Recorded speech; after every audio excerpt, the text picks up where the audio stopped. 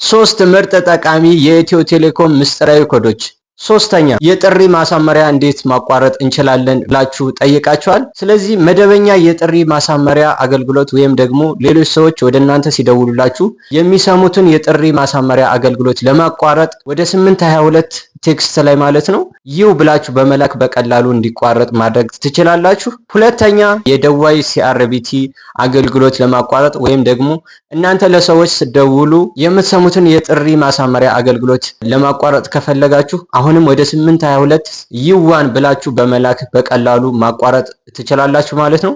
ቪዲዮ ከተመቻችሁና እንደዚህ አይነት ቪዲዮዎች የምትፈልጉ ከሆነ ፎሎ በማድረግ ቤተሰብ መሆናችሁን አትርሱ። የኢትዮ ቴሌኮም ምስጢራዊ ኮዶች አሉ ብላችሁ የምታስቧቸውን ኮሜንት ላይ አስቀምጡልን። በአንደኛ ደረጃ እንግዲህ አብዛኞቻችሁ የጠየቃችሁት 994 ስንደውል የጥሪ ማዕከሉ ሰራተኞችን ማግኘት አልቻልንም፣ አገልግሎት መገልገል አልቻልንም ላላችሁ እንደ አማራጭ የምትወስዱት ወደ 8994 ቴክስት ላይ በመግባት ሃይ ብላችሁ በመላክና እነሱ በሚጠይቋችሁ ጥያቄዎች መሰረት የምትፈልጉትን አገልግሎት እዛ ላይ መገልገልና ለጥያቄዎቻችሁ መልስ ማግኘት ትችላላችሁ።